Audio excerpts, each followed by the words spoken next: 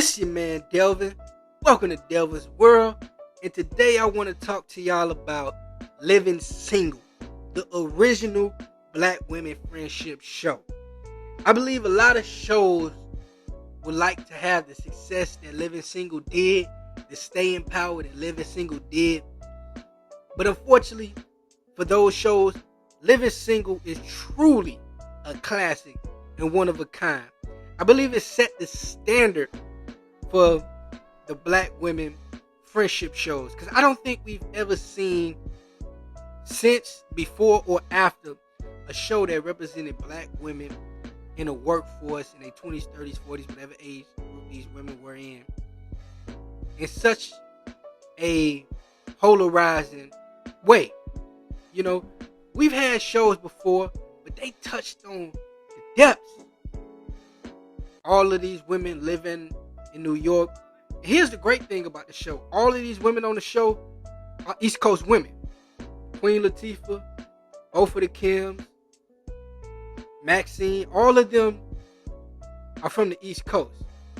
Now, in Living Single's heyday, it ranked. Every year the show was out, it ranked in the top 5 in Black households every year.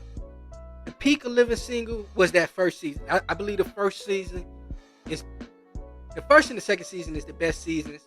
And the first season had hit over 15 million viewers. Some episodes they got up to 17 million. So this was huge in the first season.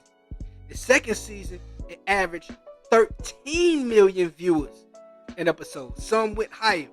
Now it was a little dip in season 3 and 4, coming in at 9, and the next season at 8 million.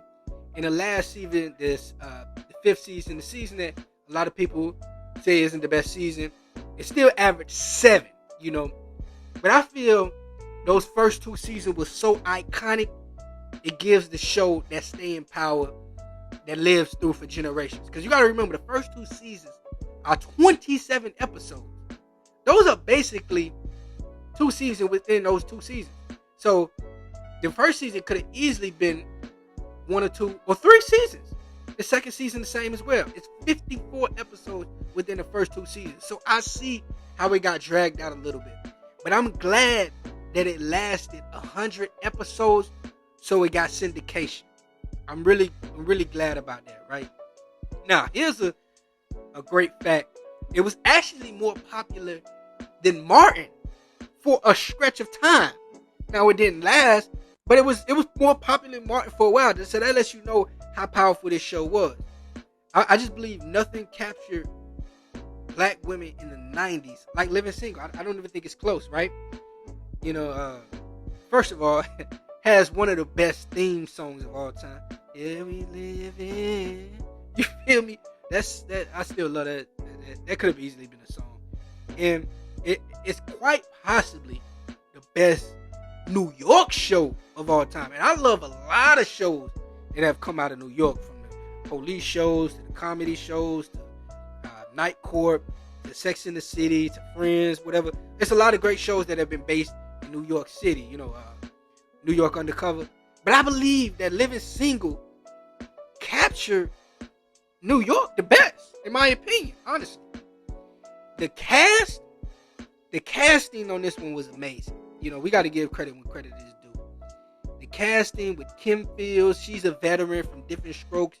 You had Queen Latifah, who was already a successful rapper looking to act. So, it was just a beautiful mixture, you know. And another great subtle addition to the show is the fellas. Yeah. Kyle and Sinclair are perfect additions. They didn't overshadow the ladies. They let the ladies shine because the show is centered on the ladies. They just gave a good assist. You know what I'm saying? And they both are beloved characters on the show. They didn't do too much. They did just enough. Now, another thing we got to give Living Single for, and basically all shows in the 90s, I'm going to just go through it. They special guests was crazy. It's just, you don't see special guests in TV shows like this. I'm going to just run through some of them. Regina King was on an episode. Flip Wilson was on the episode. Terrence Howard was in the episode. Alonzo Mourning was in the episode. Michael J. White was in the episode. Chris Carter was in the episode. Arsenio Hall was in the episode. Brian McKnight was in the episode. Mark Curry was in the episode. Uh, Michael, I mean, not Michael.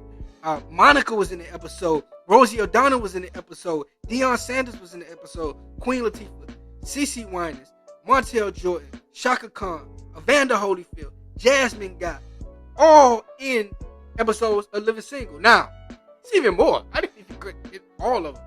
But that was the thing, to have great special guests, and Living Single definitely pulled that part off as well. But where does Living Single rank amongst his counterparts? Amongst the other plethora of black sitcoms, where does Living Single belong? And does it stand out? Yes, it does. Of course, still to this day, people hold Living Single in such a high regard. Complex ranked it as the 8th greatest black sitcom of all time. IMDb ranked it as the 14th greatest black sitcom of all time. To me, that's too low. Revolt TV had it ranked number 5 of all time. Ranker.com had it ranked at 6th all time. Sister had it ranked 4th of all time. And Yahoo ranked it 5th of all time. So most people would have it in the top 10.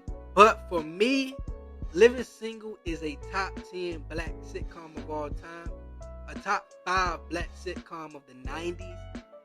And number 1 as far as black women friendship shows go. I really feel like Living Single paved the way for those type of shows, period. You know, your shows like Girlfriends and Insecure, shows that's considered classics now.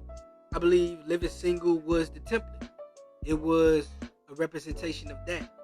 And we got to show love to the producer of the show, Yvette Lee Browser, who's from Philly. She's a Philly chick, so she's East Coast as well. Like I said, the beautiful thing about this show was all of the women have backgrounds from the East Coast. You know, Queen Latifah from Jersey, both of the Kims from New York. Maxine, she was born in Arizona, but she grew up in Philly. So Living Single was the perfect show, one of the great.